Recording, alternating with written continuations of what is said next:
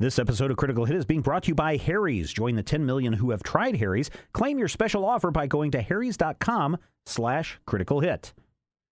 Hey everyone, it's Steven Schleicher, and before we get started into this week's show, I wanted to give you a quick reminder, maybe a little bit of a nudge, a little bit of a hint, that when you become a patron at patreon.com/major spoilers, when you sign up at the $5 a month level, you get access to this show a week early and ad-free. Now, I'm not saying why you might want to listen to a show a week early, but not only do you get to listen to the show a week early and ad-free and maybe get to be clued in to some big things that are happening on the show before everyone else, you also get access to a bunch of other stuff, and you provide a little bit of funding for us to keep this show going week after week after week. So, from all of us at Major Spoilers to all of you who are current patrons, thank you very much.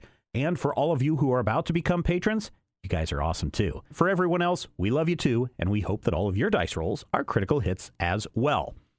Now, there are a few more weeks left in the summer, maybe a few more months. When does summer actually end? I don't know, but there's still plenty of travel time, maybe a couple of weeks here and there before school gets started, or maybe you've got a little vacation plan with just you and your significant other, and you don't even have to worry about kids. But when you get out there on the road, it's not an excuse to let your face go crazy.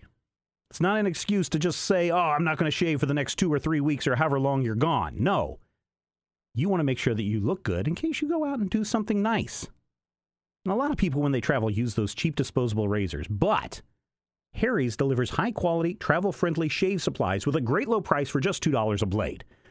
Listeners, you can join the 10 million who have tried Harry's and claim your special offer by going to harrys.com/critical hit. And I got to tell you, Harry's Razors, they've been a supporter of this show for a long time, just like many of you. And I've got to say that Harry's makes quality, durable blades at a price that just really can't be beat, at about $2 per blade. They keep their prices low. They cut out the middleman. They own a blade factory in Germany, which means they have some of the best razors in the world and have for the last 99 years. And now they're providing those quality, factory direct prices just to you. And they have a 100% guarantee. If you don't love your shave, let them know, and they'll give you a full refund. Now, this summer, you can refresh your wallet and your face with the Harry's trial set. It comes with a weighted ergonomic handle for easy grip. I love the handle. They've got the 5-blade razor with a lubricating strip and a trimmer blade for a close shave. Love that as well. Rich lathering shave gel that will leave you smelling great. Yeah. And they have a travel blade cover to keep your razor dry and easy on the go. So listeners, you can redeem this trial set at harrys.com/critical hit. Make sure you go to harrys.com/critical hit to redeem your offer. Let them know that we sent you so that you can help support the show in the future. Thanks again, Harry's, for your support of Critical Hit. And listeners, thank you for your support of Critical Hit. Here's the show just for you.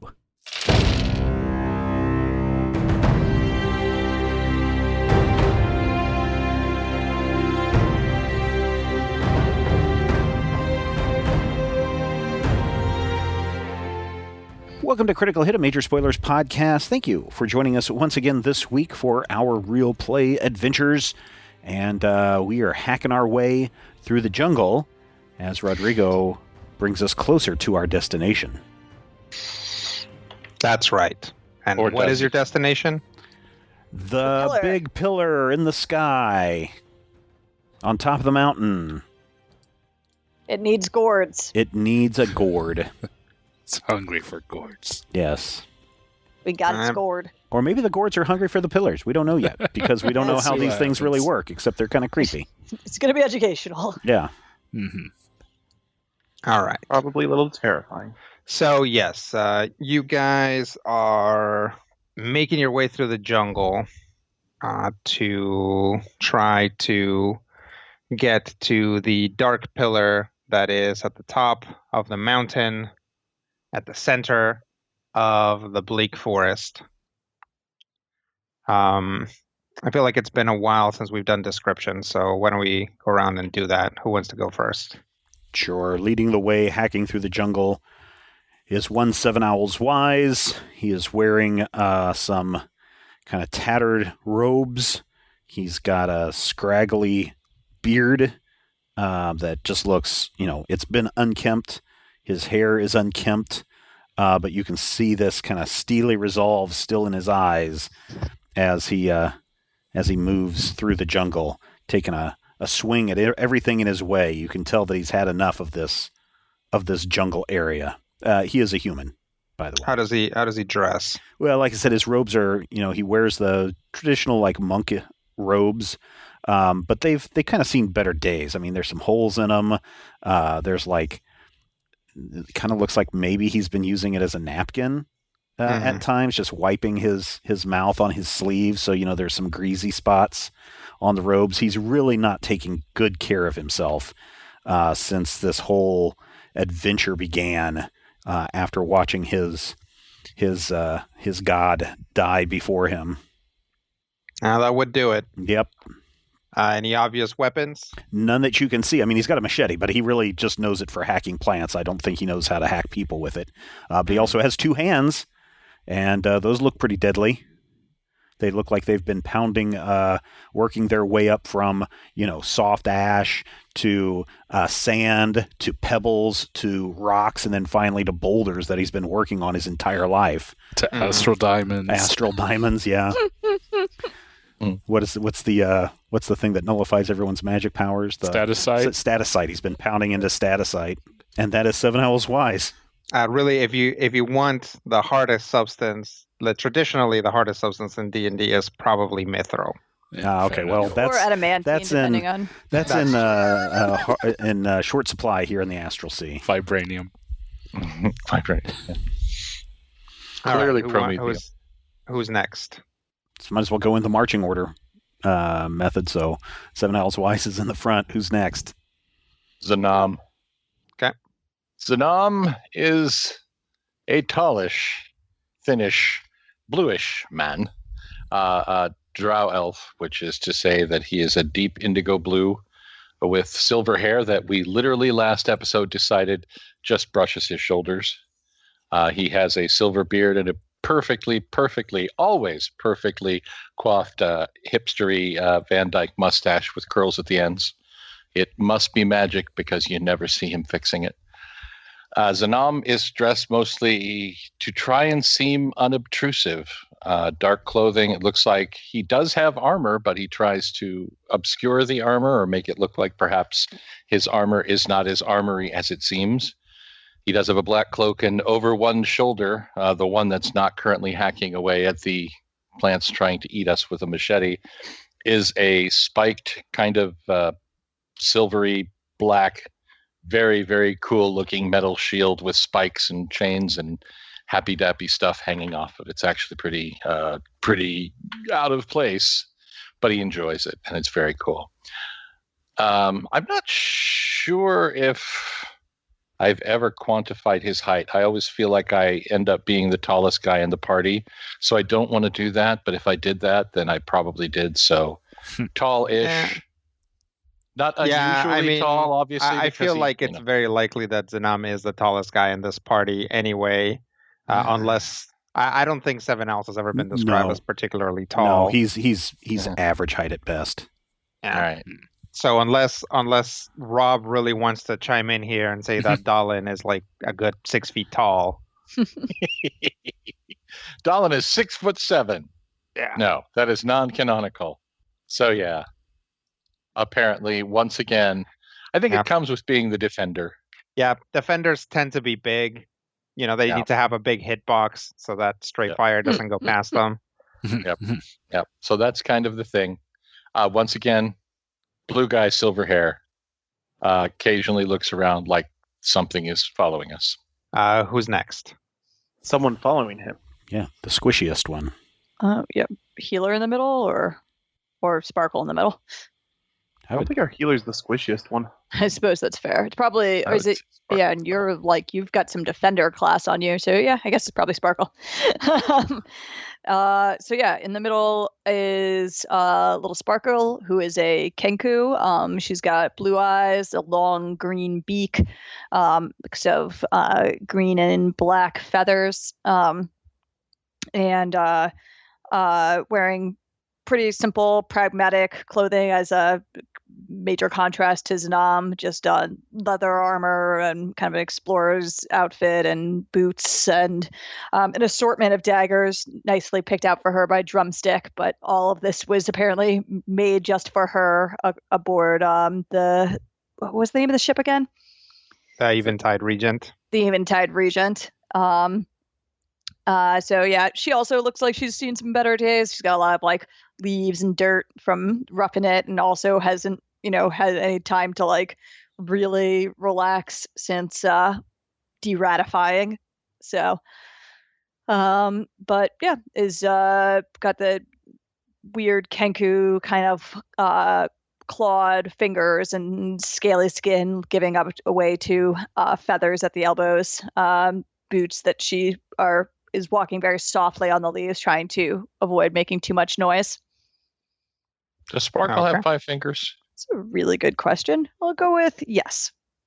She actually has 5 fingers and like a little, like almost at the wrist, like a little almost vestigial thing. Like a dew claw. Mm-hmm. Cool. All right. Who's next? Dolan? Probably. Okay.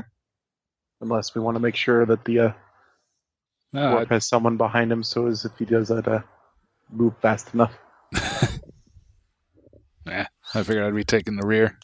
Yeah. Dolan is a Eladrin, just under 6 foot. Long red hair. I think I said green pupil size the first time I described him. It really just depends on which way you look at him. Yeah, it depends on which. No, I'm pretty sure you said green. He's wearing a leather armor and a dark cloak, with a simple log sword strapped to his bag. His pack has a spiky gourd stuck to the side of it, just kind of hanging there. And he is looking way less paranoid than most of the rest of his compatriots at this point. Any special or like ongoing particle effects, or not most of the time? Not most of the time. Maybe his shadow moves a little more than everybody else's. Mm-hmm. But, that might just be a trick of the light. Sure. It depends on how you look at it. And then Albrecht. Yep, Albrecht is bringing up the rear, hacking and kicking and cursing at plants there, trying to snake up. And he's a dwarf guy, short fellow, bald head, but with long hair in the back and a elaborately braided beard as well. Kind of a darker skin, very scarred from various battles and possibly having taken a swim in the astral sea a time or two before. And he's wearing chainmail. He's currently holding a torch and a machete, but has a big old Mordenkrad hammer strapped to his back as he makes his way through this cursed jungle. Well, that is everybody. So you guys are, like I said, cutting your way through the jungle. When you guys mention having torches, I will point out for the audience that last time on Critical Hit, you guys got a bunch of special torches that the drow were using, and those tend to keep the plants at bay as much as they can. I mean, you guys are walking into the jungle, so if you are like walking up to a carnivorous plant that's rooted on the ground, it's not going to uproot itself and move away. But any vines or branches that are trying to grab you are going to generally think twice of it. To maintain a pretty safe distance or a pretty safe zone, you guys have determined that you only need 2, so you don't each need to carry one. Probably just one up front and one in the back is enough. Okay, fair enough. But whoever wants to carry it can carry it. Basically, you guys only need to have 2. Yeah, you guys travel for a while before you find a clearing and spot some sort of animal at the center of it. It appears to be probably some sort of canid, and it is dragging something, appears to be some other animal, and then after dragging it for a little while, starts to tear at it and eat it. The other animal you would imagine is probably, I don't know, probably if it was standing, would be about 6 or 7 feet at the shoulder and pretty heavy, probably some sort of like, moose type thing. The canid itself is also pretty big, but not quite that big. So it's just like a big, heavy set, monster, spiky, shadowy, scully looking dog. Does it seem to notice our presence? No, it seems to be eating and mostly concerned about that. All right, let's try to just go around that and, make it not try to interfere with its meal. Sounds good. Probably the best plan. Mm-hmm. As you guys start going around it, you see it perk up and start looking around. It starts to growl. It's not growling in your direction, but kind of in a, we'll say like where you guys are at like a 45-degree angle if you're following the clearing. And sure enough, a group of big, sort of similar size to it, lizards, with kind of like they have like big lizard heads and kind of feline-ish bodies, like digitigrade things, walk into the clearing and start kind of salivating at it. Yep, still more reason to just steer clear of this mess. Keep sneaking. Yeah, those guys kind of came from the direction you were heading, though. Oh, got it. How many are there? We'll say there's 4 of them. And they're big lizards? Yeah, they're like human-sized lizards. I used to have some of those in my backyard. Can we try to go the other direction and hope they all fight each other? Can we get past them, or would we have to change direction? You guys would basically have to move perpendicular to the direction you had been going to get around this whole mess. Yeah, I think that's a worthy detour. Yeah. Okay. You guys make a hard left and try to get away from this stuff. And after a while, you guys hear the sound of gnashing and crunching coming from where you guys were. Gross. So you guys keep walking for a while, and then again, some of the forest clears up, and you guys find a sandy looking area, just with like very fine grains of rock and sand and dirt, that is almost perfectly semicircular and seems to be kind of concave. Yeah, avoid this. This is probably something underneath there that's going to jump up and grab us. It's definitely a trap. Boba Fett. Boba Fett. Yeah. I'm not a fan of antlions. Yeah, that's great. Walk at that rhythm, guys. Definitely a trap. Yeah. So, if we juke around this, can we go back in the direction that we thought we were going earlier, or would that negate all of our progress? No. It doesn't negate all of your progress, but you basically have to spend some time going around this. Yeah, that's fine. What happens if we throw something into it? No, don't do that. Do not do that. But if it's like the nom nom plants that we encountered, and there is something under there, and we trigger it, we might be able to go through it while it's occupied with whatever it is. Yeah, let's just leave it be. Know that we have anything big enough to feed it. We don't. Let's just not touch things. Like the nom nom plants were satisfied because they took 2 of us. Yeah, and that was a whole thing.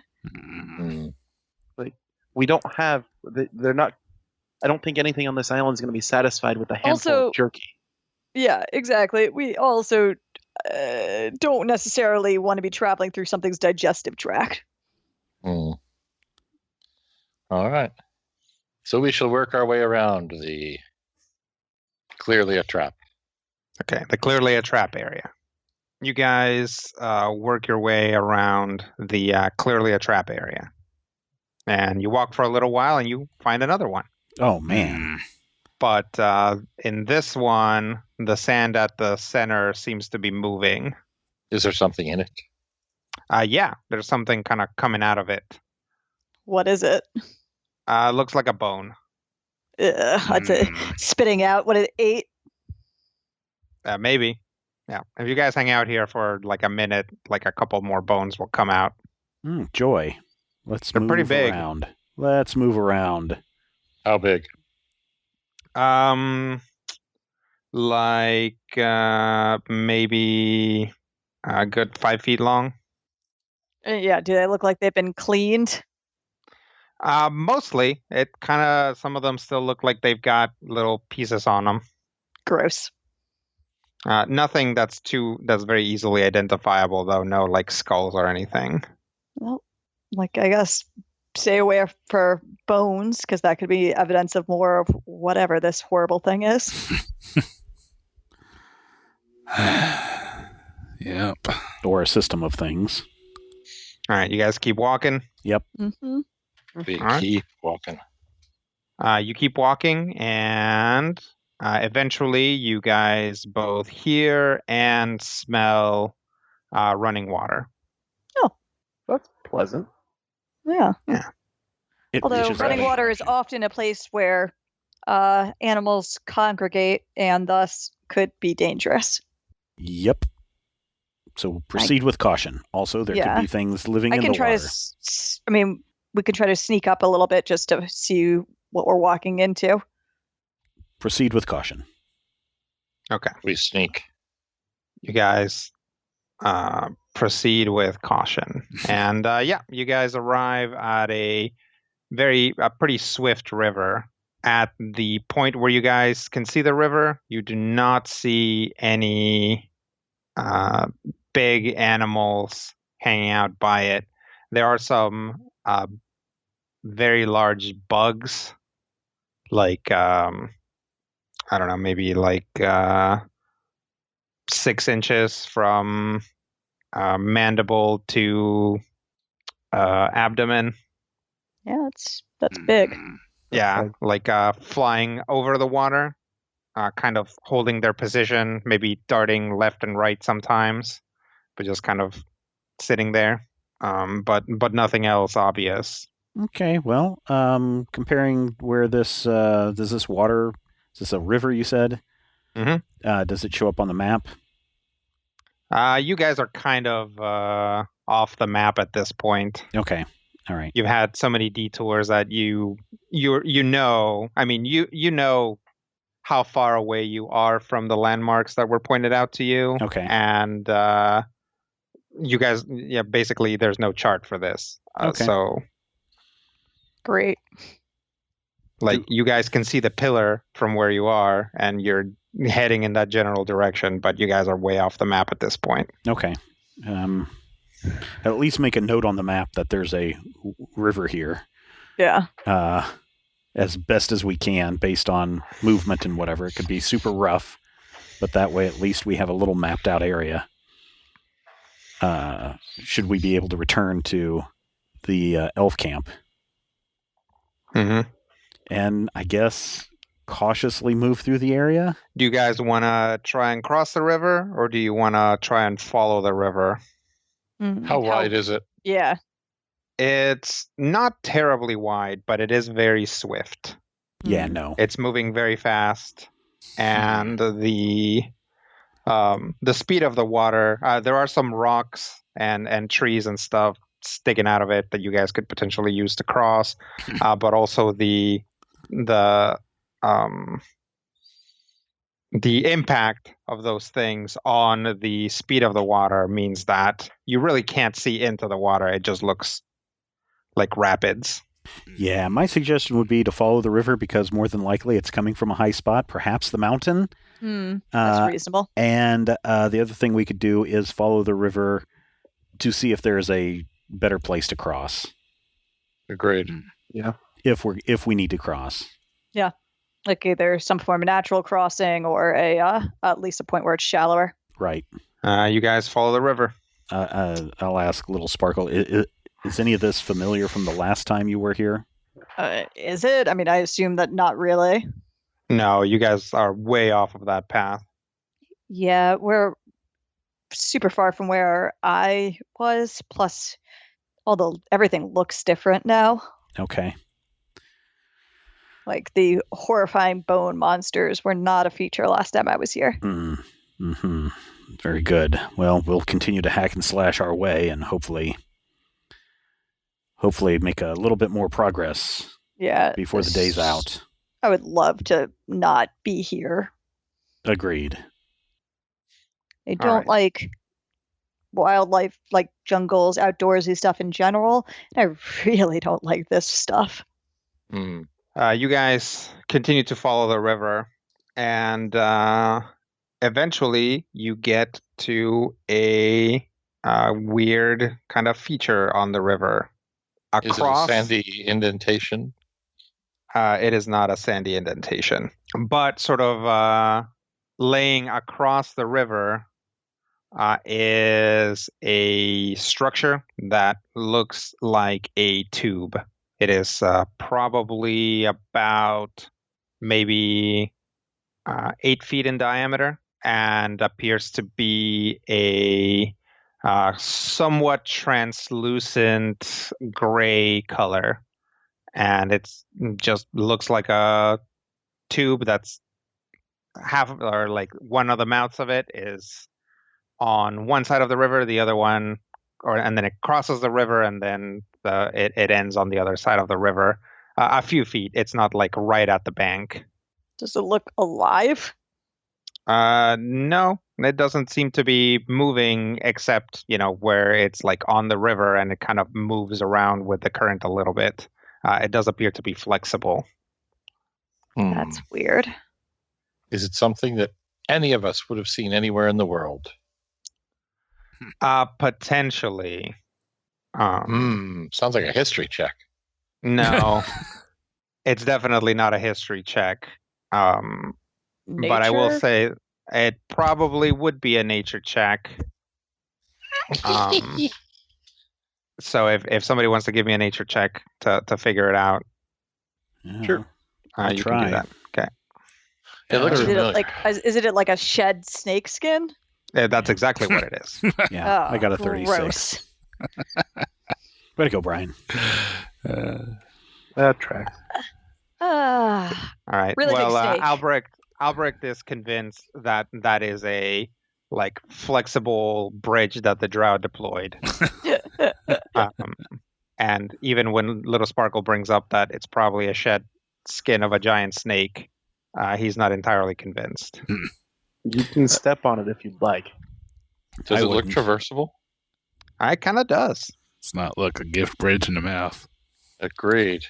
It's not a bridge. It's snakeskin. It will probably collapse under your feet. Yeah. Yeah. And carry you away down the river. Try. All right. Nice knowing you. Okay, what does it now do?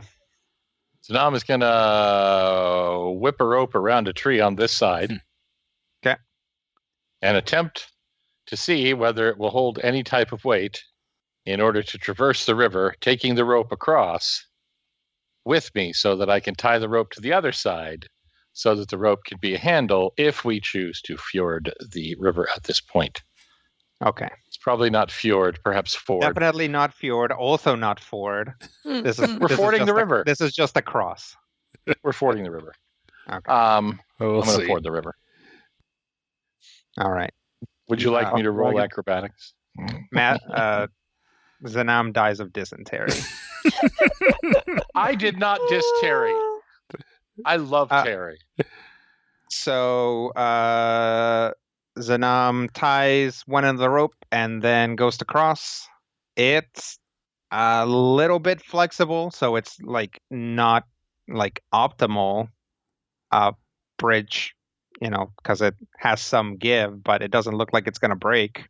Keep going. All right. Zanam crosses across the weird snakeskin tube. Okay. I'm going to take the other end of this rope and I'm going to secure it on this side. Mm-hmm. Okay. So that we can fjord the river. Wow. All right. Zanam invites everyone to Bjork the river.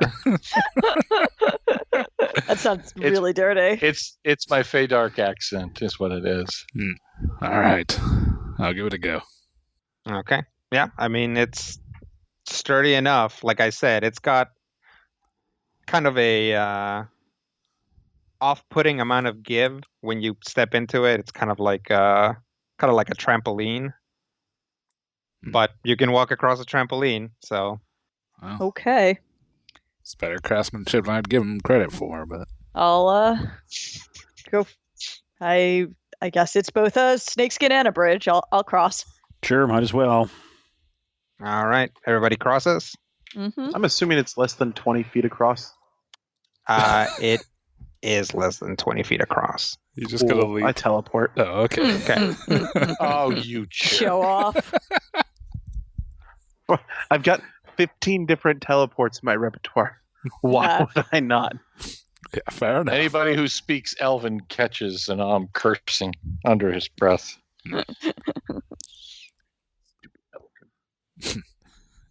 All right. Show. So there you guys are on the other side of the river.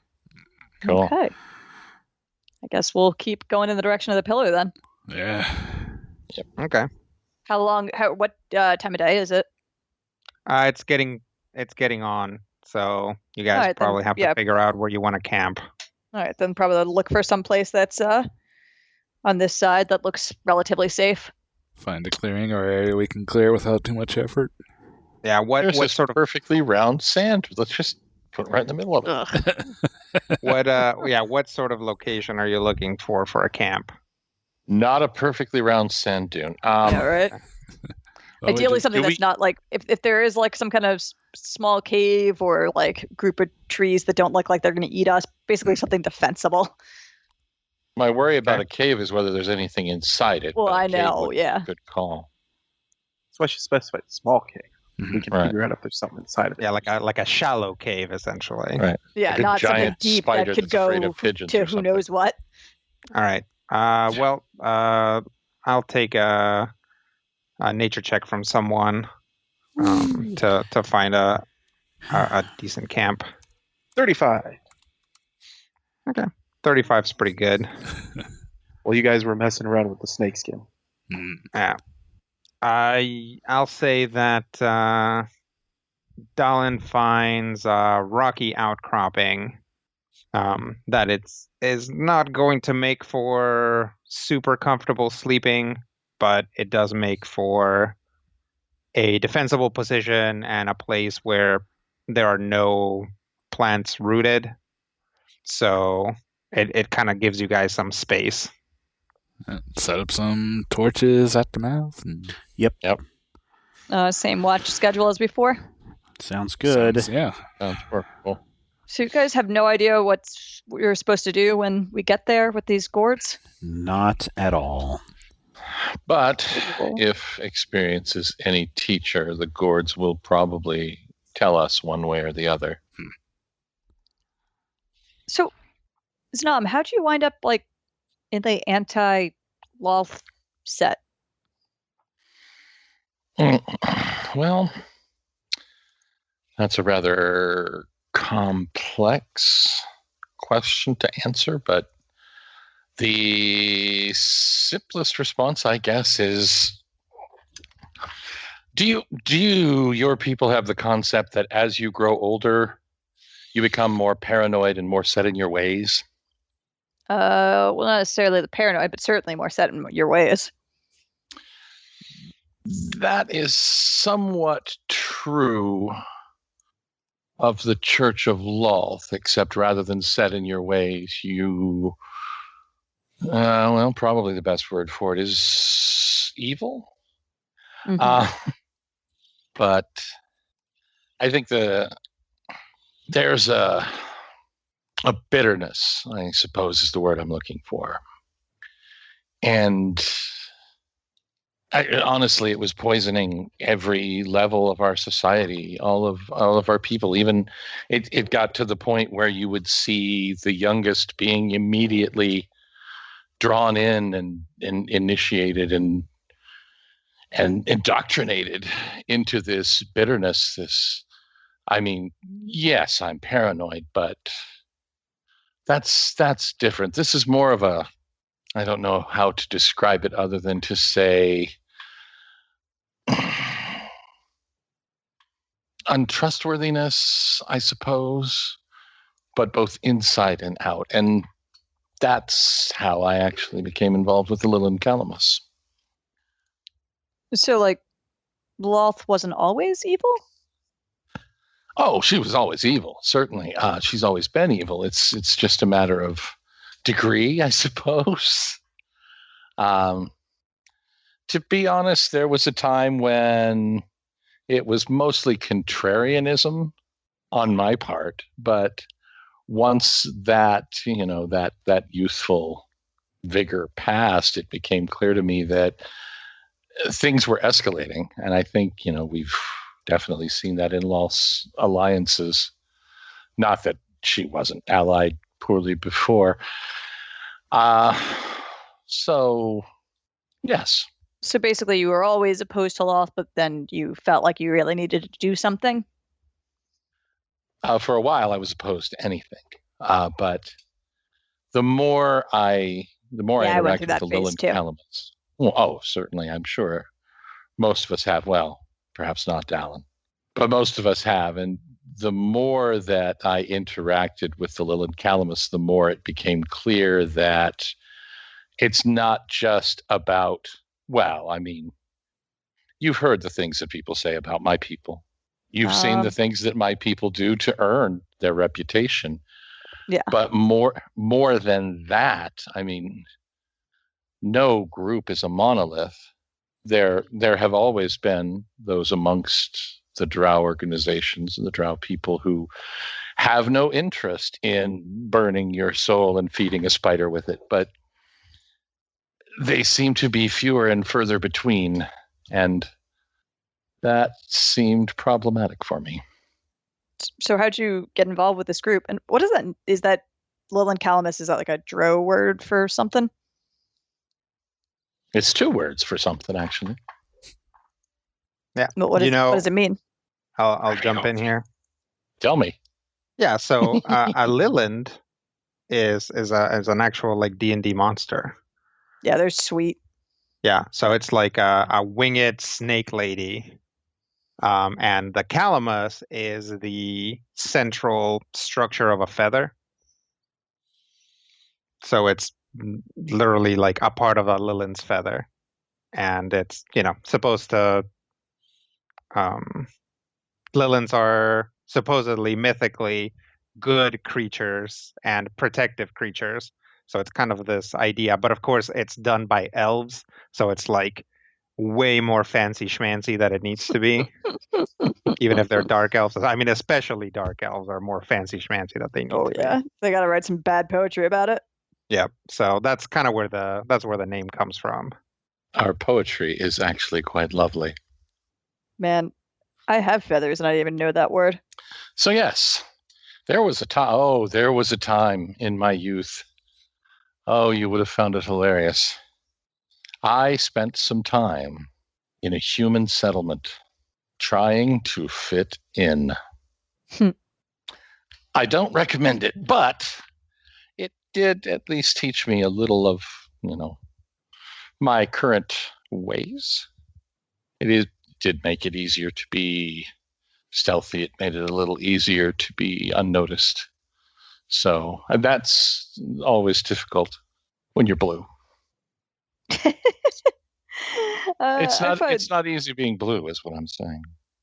I find coloration is actually not especially drawback in terms of stealthing. It's mostly about, how you move, and you can always cover yourself up pretty well. Like my bright green feathers don't seem to set me back that much.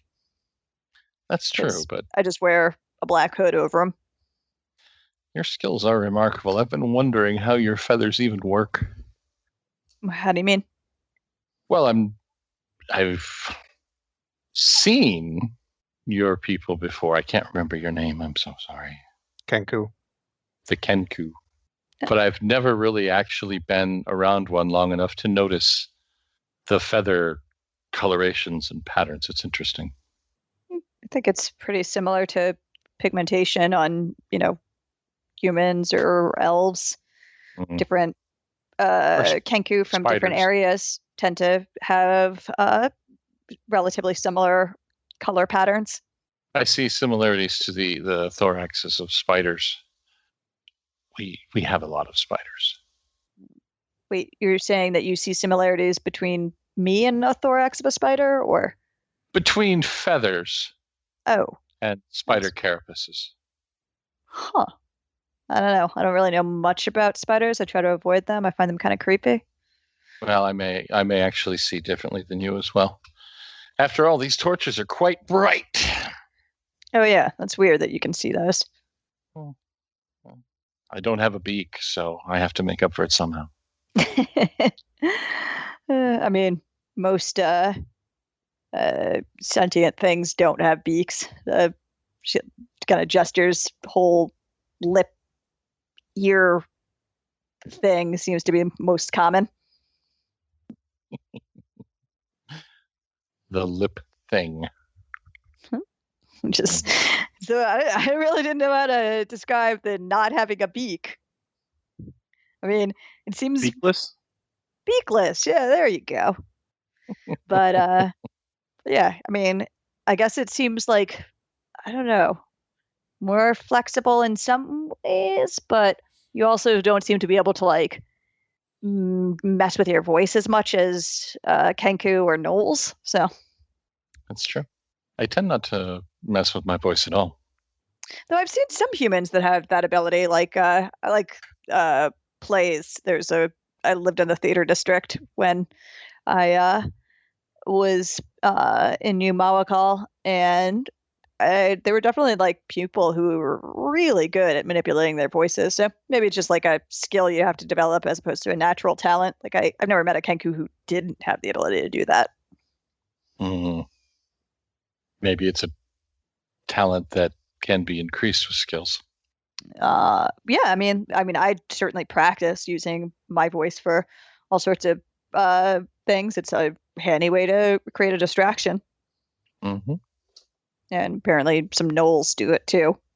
Do gnolls have beaks?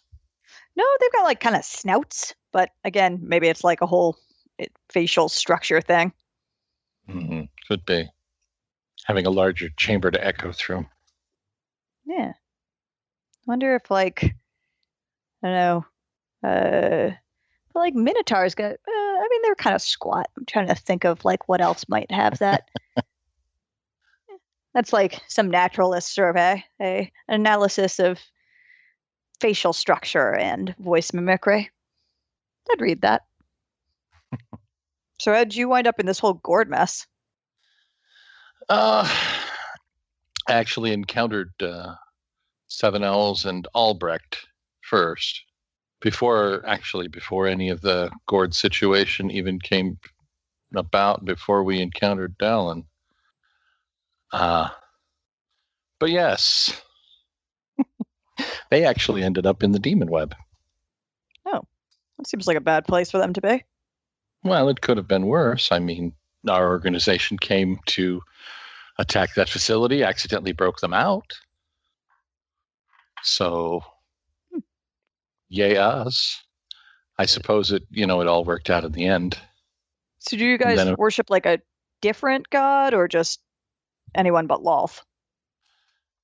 I'm not particularly enamored of anyone. I just really want to smash the Church of Lolth and build something different, perhaps something better, perhaps a different kind of evil. I don't know.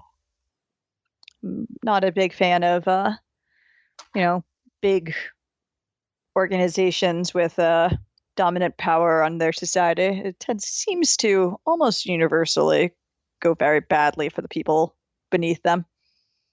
Worse than that, it makes everyone think that your people are, an unchanging monolith. That every drow will be exactly the same as the legendary drow that they've heard of. Like I said, I had never even really heard of drow until I met, Orem, who is no fan. But But Orem was an Eldrin. Oh yeah, Master Orem is an Eldrin. Yeah, he's just Like me. mentioned like the different types of elves and stuff. Ah. I mean, like I'd met elves, but like I guess I don't know. As far as I mean, maybe drow live in the southern continent. I'd never encountered one, and they didn't seem to really be an issue for the elves there. So, but Orem warned me about them when we came here, since they have a big presence in Shalai, obviously. But yeah, no. Also, not a big fan of racial stereotypes. Have to deal with that a lot too. You should hear the things people say about minotaurs. All minotaurs throw fish, I've heard. Yeah, I mean something like that. Matthew, you want to give me a history check real quick? I'm going to check some history if I can find my rolls. I am going to check my history. Where the hell is my character sheet? Let's see. I got it. Looks like your history. Yeah, you got it? Yeah. Okay.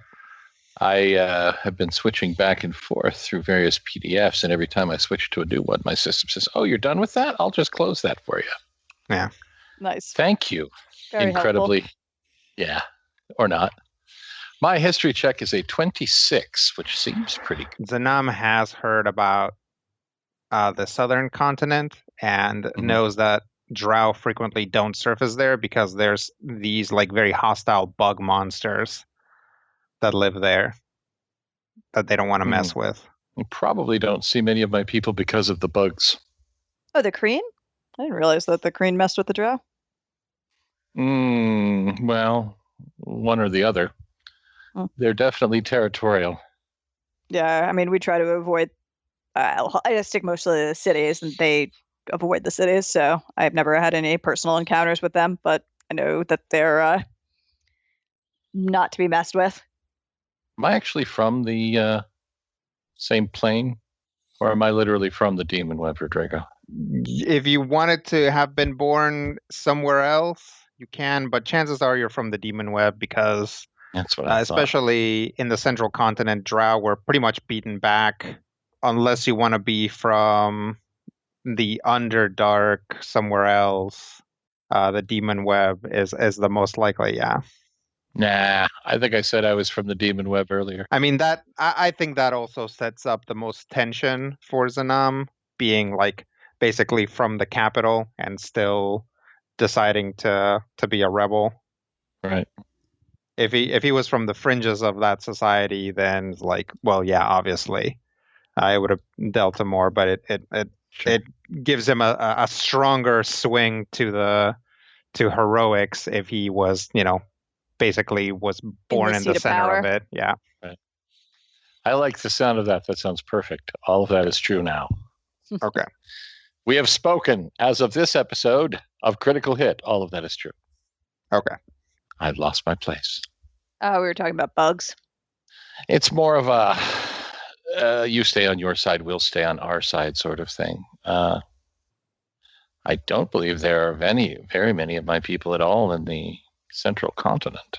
Oh yeah, I've only been to the central continent very briefly to go to a few cities to we were like rounding up Ket and Randus and Sakar.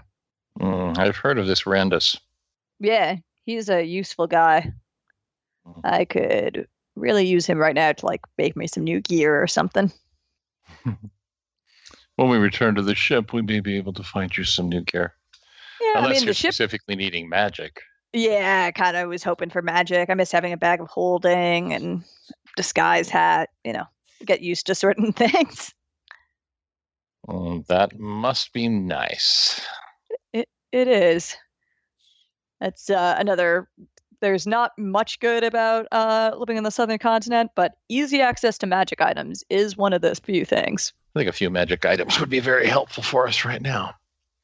Or Yeah, perhaps a that's few more. We do have some. kind of what they're for, is to be extremely unnaturally useful. That is one way of putting it. I mean, they just break the way normal things seem to work. How big is your organization? I'm not sure how to answer that.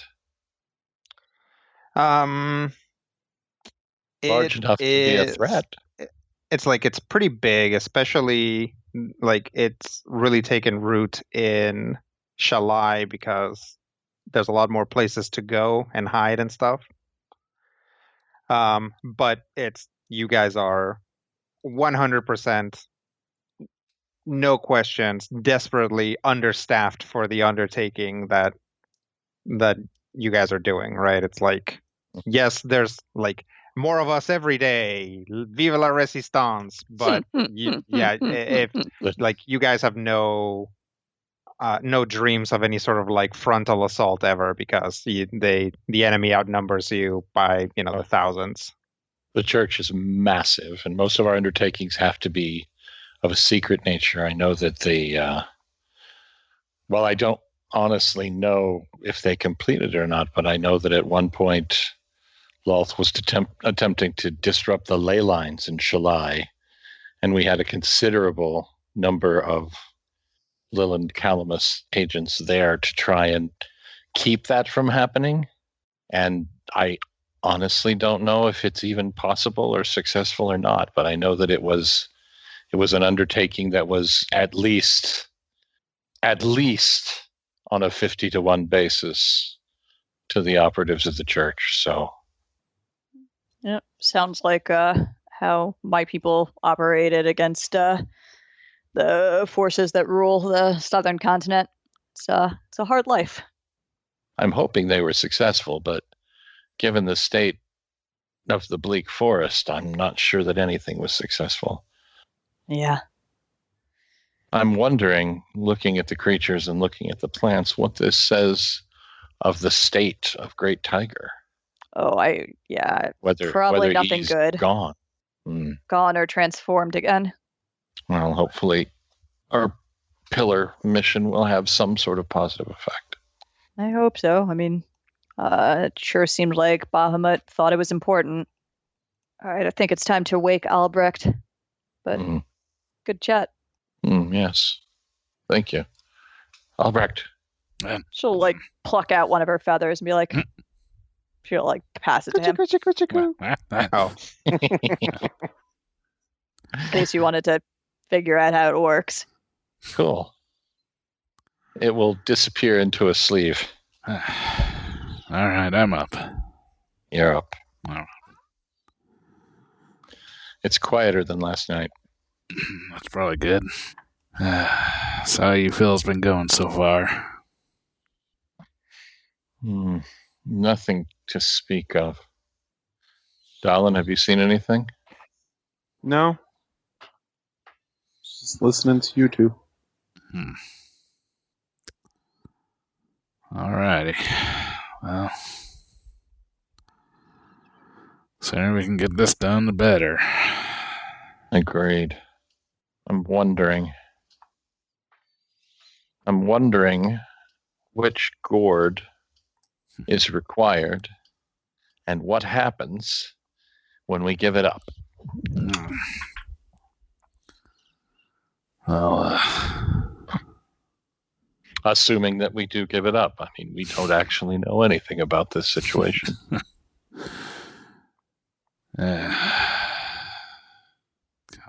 I really would hope that the darn dreams don't get any worse. I actually sort of hope the opposite. Well, so we'll just have to see what happens. Agreed. And then have to do it 3 more times. Hopefully they won't all be this difficult of a transit. We can hope. Did you hear that? What's that? Nothing. Okay. I think you're still being a little paranoid. Could be worse traits. Perfect paranoia is perfect awareness. If you learn nothing from me, Dallin, and Lothelpasol, that seems to be the case, you can take that and make sure that you remember it. How long have we been in the forest? Couple of days. At least 3 days? 2 days? 3 or 4 now. I will say the rest of the shift goes by uneventfully. Yay. Sounds good. Time to wake 7. At least we can't be hungover. You don't know that. Yeah, how is Seven Owls Wise coping? As he with- always does, the pain in his heart will never be satiated, even with drink or without drink. The sorrow and the heartache continue regardless, but he doesn't let it show. Life is pain. Yep, he is calm. I mean, it's amazingly calm for a guy that looks the way he looks. You would expect that he'd be coming out of a tent in the park screaming at you to leave his stuff alone. So he'll go to the this is an overhang, right? An outcropping? Yep. Okay. I'll just go out to the edge and kind of peer out into the darkness and let the darkness peer back. I've heard that it does. It does. That's why he's doing it. Maybe he will find answers out there in the darkness. Mostly just glowing yellow eyes and hissing noises. Well, they may have answers too. You never know. Maybe the message is life goes on. With every ending is a new beginning. Look at that snake eating its tail. Maybe the message is, we'll eat you too. It could be. Maybe that's our lot in life, right? To just become food and nothing after? Wow, buzzkill. Yeah, it's kind of how he's been. 7 buzzkills wide. Well, he's got a reason, I suppose. He gets extra grumpy when his buzz is killed. Mm. But think about it. I mean, if you actually knew that the thing you worshipped was real and you've seen it, and then you know it dies, that's messed up. That's messed up. That's terrifying. That is the horrifying metaphysical underpinnings of Dungeons and Dragons that's wrong from the very beginning, and someone needs to apologize. Well, I mean, haven't you seen the same things happen with your god? I mean, your god at least came back in a different form. Nope, that's Albert's god. That's Albert's god. Sorry, His god is evil. that's So- right. If you wanna, if you wanna get into the existential issues, what if your god was a physical, tangible thing, and then you realize that it had manipulated your entire culture for its own gain? That it has nothing in mind but terrible ends for everyone and everything, including you and everyone you've ever met. See, now And you're that's starting to been get the it. plan. Now you're starting to get it. Oh, I get that. That I get. Anyway, enough religion talk. Let's just get this job done and be done with this whole terrible mess. Hopefully shouldn't be too much longer. Can we, does this pillar light up at night or anything, Rodrigo? Does it glow? It doesn't glow, but it kind of turns. It's like it turns the sky red around it, and it itself is black, so you Okay. can see it. Okay. Like it makes it very difficult to tell whether it's day or night because there's kind of this like, it's kind of like it lights up. It doesn't really light up the sky. But there is a luminescence to the haze, like in or like very like if you live in a city in like a very cloudy night, Yeah. you can just see the street lights literally reflected on the clouds. Yep. It's kind of like that. There's kind of a brightness to the haze, Mm-hmm. and it sets the pillar apart when you're this close to it. Okay. So you can see Magical it. You light can see it pollution. right there. If presumably Seven Owls Wise is peering out towards the deep or towards the jungle, towards the coast. But if he just turns around where he's sitting, he can just look right at the pillar. Ah, okay. All right. What are our gourds doing during this trip? More and more, you guys have felt them become definitely restless. Sometimes you feel excited. They are like, you guys have spent a lot of time with them and have a lot of individual techniques for managing the effects that they have on you. But especially with everything going on and you guys fighting a lot and being tired and stuff, it's getting harder because they are just like getting more and more, really just more and more active. Okay. It's been kind of slow going, but it's pretty clear that the closer you get to the pillar, the more excited they get. Any one more than the other? No, not so far. Okay. Do they, quote unquote, say anything to us? They don't, but manifestations get more frequent or more sudden. If it's your gourd's way, you might see more stuff out of the corner of your eye. If it's, you might start to choke in your sleep more often. You might see glimpses of a future that is bad and terrible. It just kind of depends on what your gourd's deal is. Okay. 7 Owls Wise has nothing else to say. Well, the rest of the shift goes on uneventfully. I will point out that now that you guys have definitely taken the high ground, Zanam has been able to spot some other drow camps. Okay. Because he can see the torches. All right. How many? We'll say 2 more in the time that you've been traveling. But not close enough to get any idea of how many? How many total? How many drow? I mean, if you estimate that either. if you estimate that they're about the size of the camps that you've seen so far, you would imagine there's probably between 10 and 20 drow in each of them. I'll point out their locations and make sure that everyone knows, or everyone who's awake anyway. Okay. Well, I think at this point everyone's waking up. Yeah, people are waking up by now. Are we even able to make them out with? Not really. You kind of needed to see them in the dark with the torches on. But they were there. Are either of them going to be in our line of travel? No, you've literally already passed those. Like they're behind us. Yeah, you've cut past them already. Okay. Not seeing anything ahead of us currently. No, but you wouldn't. It's hard to see stuff that's up the mountain. Pull up our torches, have some breakfast, and hit the not actually trail. Yeah, the lack of trail. The lack of trail. The anti-trail. Same arrangement? Yep.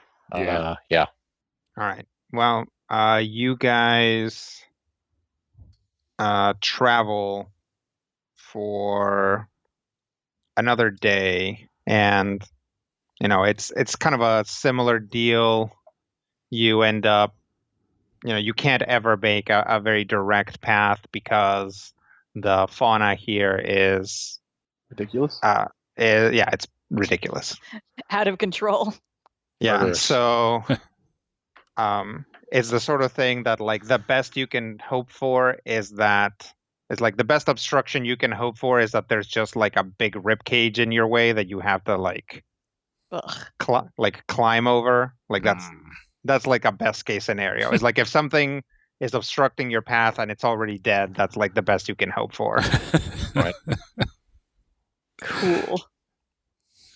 Great. But as you guys continue to travel, Little Sparkle starts to get kind of a sense of deja vu. Like she actually recognizes where you guys are. Oh. Hey. I have been here. Yeah, you can actually like scrape at the ground a little bit and you see some of that glass. Oh, wow. Yeah, this was the path to Great Tiger. Oh. That's what very I good. wondered. How far are we from his tree? Can I figure? You're probably pretty close. We're pretty close to his tree. Probably worth at least checking it out and seeing what happened to him. Sounds good. How far off? God? Yeah, he's the god of this place, or at least was. So best case scenario, he's there and maybe we can help him. Worst case scenario is he's turned into a horrifying monster and tries to eat us. Well, the rest of the island has already done that, so. Yeah, I mean, he's also a god, so and a god like of the hunt specifically, and who can see through your soul. And oh yeah, if he is there, do not lie to him. He will take that very poorly because he will know. I see. Why would I Good lie? to know. Oh, you're so cute, Dallin. So yeah. Everybody loves Dallin. Do-do-do-do.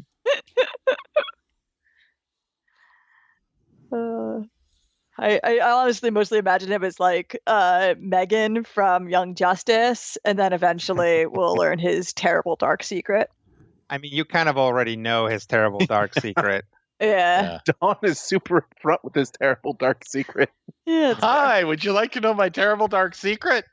Yeah, it's like that moment where like the circle, like the iris comes in and it like writes his name next to it, and you expect his catchphrase, but his catchphrase is "I bite," and then like a blast of shadow comes out of his finger. It's like, I'm the world's nicest warlock. I sold my soul to a fae. So yeah, I guess everyone be on their guard, but I'll see if I can lead us the right way. Okay. All right. As you guys walk down this path, you notice that it's a lot clearer than other places where you have been. There are still crazy plants, but you don't see a lot of wildlife around.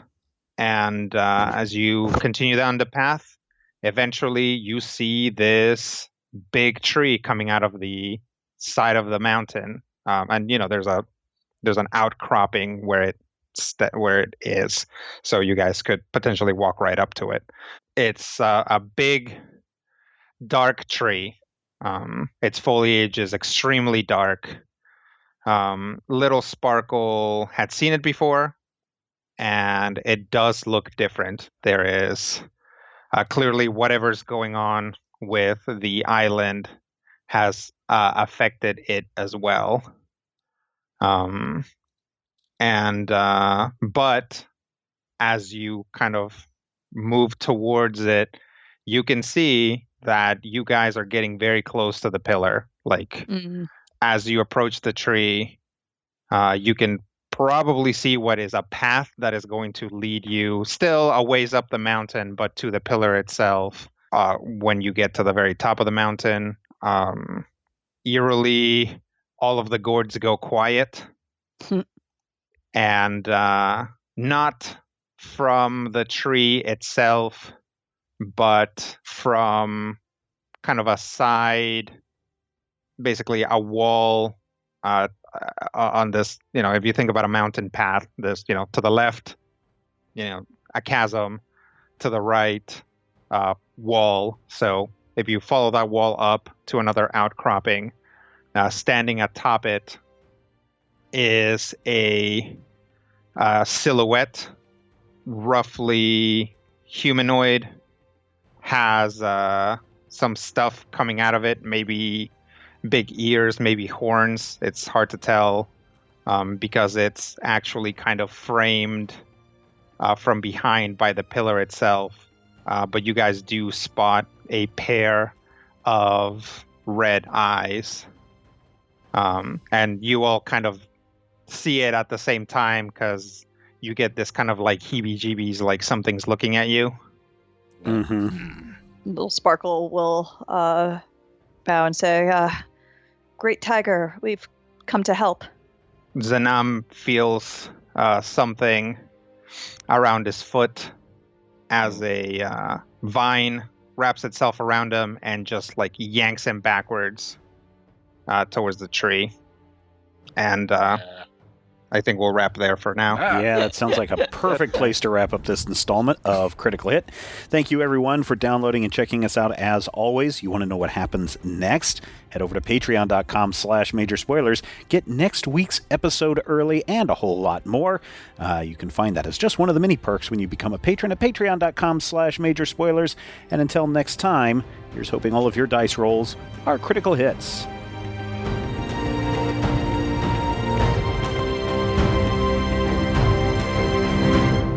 This podcast is copyright 2019 by Major Spoilers Entertainment, LLC.